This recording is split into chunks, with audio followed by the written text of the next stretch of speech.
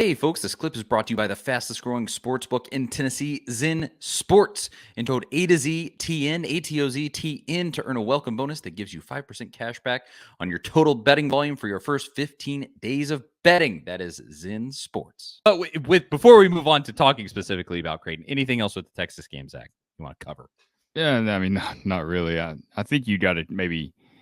I'm not as familiar with Creighton as you are, obviously, but I think you got to kind of turn that into that Duke game in the tournament last season, where you just frustrate them, play physical, get under their skin, make them hate you, make the national guys send tweets about how Tennessee plays dirty basketball. I don't know, whatever it is you got to do to just kind of muck up that game and turn it into last year, because you don't want them to get in some sort of rhythm where they're just hitting threes and they go on a quick 9-0, 12-0 run, and suddenly you find yourself down by 10, 12 points in the first half, and it's like that Mississippi State game where you're playing from behind, and it's not when Tennessee's at their best. That's not who they are. They need to try to get out in front in this game and just, like I said, frustrate them. If you play elite defense like you can, feels like you should be on your way to the Elite Eight because you're a better team than Creighton overall. Yeah, you are better than Creighton. You're not going to get an argument out of me there. But Jason says in the comments, he said, I'm worried about the 7-foot guy for Creighton. He's a beast. Ryan Kalkbrenner is really good. And he has the body, the mass to push around Jonas Adu. At the same time, I think if you go with Adu and Awaka both, and Awaka can keep his head and not get 4 fouls in the first 5 minutes he's in the game, that could be the game right there to me. Because I 100% agree, this is the perfect opportunity to kind of have a game like you did against Duke last year, where just this is probably going to be the most physical game they've played all season. Now, they got roughed up by Oregon. Oregon was a drag you down into the mud, just muck it up type of team, and they succeeded to the point where, if I'm thinking correctly, in regulation, if they missed a free throw that would have just won them the game, I think. Essentially, I don't remember. there was a lot there at the end of that game. But they basically had Creighton beat. Very, I mean, within an inch of their life, Creighton nearly lost that game and then blew up in the second OT. And so I think if you can be physical with them, assert yourself early, specifically with the big guys. I mean, Adu is not going to get in there and push around Ryan Kalkbrenner. He's not going to do it because he's not big enough. He's not assertive enough. He's not confident enough, unless he pulls out a performance that we have not yet seen.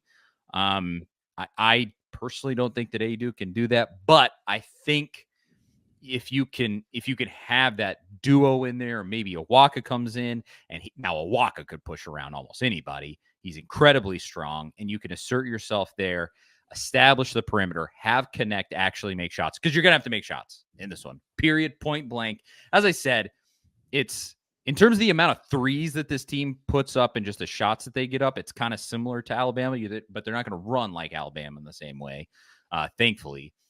And so obviously you beat Alabama twice already this season. Alabama does not defend. Creighton does. Big East Defender of the Year in Kalkbrenner there on their team. And I feel good and I don't at the same time. It is on paper a good matchup for Tennessee. That's the Sweet 16. That's what I would say. There are no guarantees at this point of the tournament. I think you mentioned like Adu and Awaka, they got to stay out of foul trouble, but I think really you got to flip that, and you've got to go at the 7-footer. You've got to try to get him in early foul trouble, and I feel like that's something that teams just sometimes don't do enough. Drive. I mean, it might end up a couple of block shots early in the game where you come away with no points, no trip to the line. That's just part of the strategy there. But I think you've got to try to go at him and try to make him make a couple of plays, get 2 fouls early, then all of a sudden, okay, you're playing a big stretch of the first half without him in there. Quick foul in the second half. We know how that story goes. We've seen it with Adu at times this season. So I think that's something that Tennessee needs to kind of strategize and try to do there. If you can take him out of the game a little bit early, that makes the path there a little bit easier. Yes. That would be a complete game changer for Tennessee. I I think I don't want to say for certain Tennessee will have a better shooting night, but I almost go, I don't know how it could be worse almost. 3 for 25 at 1.1 for 22, 12% from the 3-point. A statistical anomaly. I mean, there were some stats after that game that was like a team that shot less than 15% from 3 in the NCAA tournament was like 0-66 or something. In the past, I don't remember exactly what it was. Texas wasn't far from it, fortunately. No. Well, and here's the truth about Texas in that game. They are talented. Texas is talented. They have a really, generally speaking, a talented roster. It's football season, and it's time to switch to ZenSports, the fastest growing sports book in Tennessee, changing the bonus game with their cash rewards program. When you sign up for ZenSports with code A2ZTN, ATOZTN, earn a welcome bonus that gives you 5% cash back on your total betting volume for your first 15 days of betting. And if you have friends who bet on sports, share your ZenSports referral bonus code with them, and you will earn 3% of their betting volume for their first 6 months of betting on ZenSports with no cap on how much you can earn. So what are you waiting for? Stop wasting time and money on other sportsbooks when you could be earning real cash rewards with ZenSports. Download today on the App Store at zensports.com. And your wallet will thank you later. If you have a gambling problem, call 1-800-889-9789. Terms and conditions apply. Must be 21 or older in Tennessee to bet. That is ZenSports. Go download it now. I think that coach is not good. Rodney Terry is not a good coach. And I think he'll probably be fired in a couple of years. And then just in general, they didn't gel. Not that Tennessee didn't gel either. Say what you want about that. But nothing. What offense were they playing? And I kind of said that about Alabama this year in the exact opposite way. I don't know why I'm talking about Alabama so much. Like Alabama's roster wasn't really that good, but Nate Oates kind of coached them up, had them playing above their head at a lot of points during the season. And Texas is the exact opposite. Whatever the opposite of that is, just like coaching is not good, scheme is not good. Players are talented. And I'll say this, a couple of those guys could come play for Tennessee next year. Come on down. We're all in the SEC. There will be a fun little rivalry. Yeah. But with all that said, on paper, this matchup, I don't want to say favorable for Tennessee. That's probably a little generous.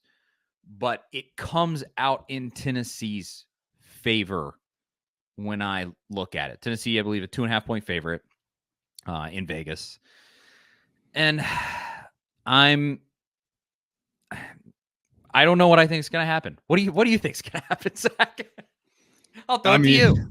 I don't know. I if I had to bet, I probably will, but I would bet Tennessee to cover, but I don't feel good about it. Like, I don't think it's a slam dunk there by any means, just because if you play that same game that you played against Texas, it's going to be a loss. Like, you cannot play that type of game in the Sweet 16. You got away with it once.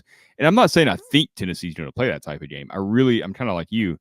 You cannot shoot that bad that many games in a row. I just don't feel like there's any way they could replicate that performance if they tried, to be honest, to miss that many three-pointers. So I don't think that kind of night's going to happen again. But is it a night like Kentucky, or is it Mississippi State? I don't know. Like, that's the big question. And right now, they did play well against St. Peter's, and you could have been on upset alert there. We saw some close 15-2 games. We saw some upsets. It's the tournament. There's talent everywhere. They could have easily lost that game if they didn't play well. So you got to give them credit for at least playing well against St. Peter's. I don't think we should totally dismiss that performance.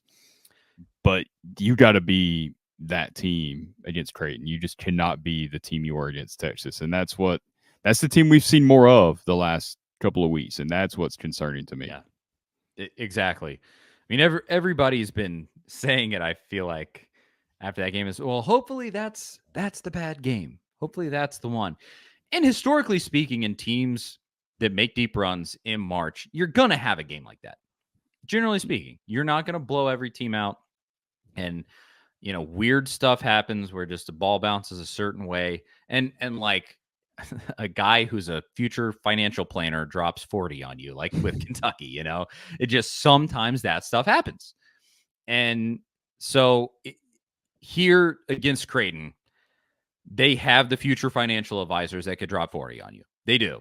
I'm sad to say, but I like this comment from Ben. He said, I think what you're describing is that there's multiple paths for Tennessee to beat Creighton and only one for Creighton to beat Tennessee. It'll be a good game, but I think we have more options. I think that's probably right. We've kind of said this a lot this season. Tennessee can win in multiple ways. They've won in the drag you down to the mud games. They just did that against Texas. They've also won against the get out there and run. One at Kentucky, one at Alabama. They can win that way too. They can play powerful lockdown defense against teams with good perimeter shooters. They've done it. And ultimately, I think Tennessee wins this game. Tennessee should win this game. This is not Purdue. You're not playing Purdue, who kind of has a similar setup, except with an even better big man, obviously, who is ultimately going to be the National Player of the Year. Whether that's correct or not, I'll let you decide. But this isn't Purdue, but Creighton's good. They beat UConn. Creighton beat UConn earlier this year. And UConn's best team in America right now. It's beaten everybody's head in. So at least, I'm glad the conversation is on Creighton. Like, there is no looking ahead, right? There is no kind of like last season when the path was there. There is no looking past ahead to Purdue. It doesn't feel like. So maybe that's this team's focused. They have every reason to be focused and locked in on Creighton and nothing else. And ultimately, just hit your shots. Like you said earlier, that's what it's going to come down to. Yes. You got to hit your shots or this game could get, ugly and you're on the wrong side of it. Make wide open threes and you will give yourself a very good chance to beat Creighton. And yes, if you, I think Billy Bob kind of set it up here. If you have a shooting night like you just did, not only are you going home like Billy Bob says, but you're going to get blown out of the building if you have a shooting night like that. And unless you have a miraculous defensive performance, because Creighton is going to get theirs in this one. They have all season long. They're good enough to do that. At the same time, they lost to Providence twice. They beat UConn. They lost to Providence twice. Providence, coached by Rick Barnes, former Rick Barnes assistant Kim English, of course. So I am not confident. I am with the line in Vegas. Tennessee by 2.5. I'm like, that's probably about right. Yeah. That's I don't mind that. I'll take that.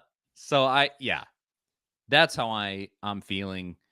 I don't have a score prediction for you. If Tennessee's going to win, I think it's going to be 85-80, something like that. And you win it. You pull away a little bit on free throws at the end. We'll see.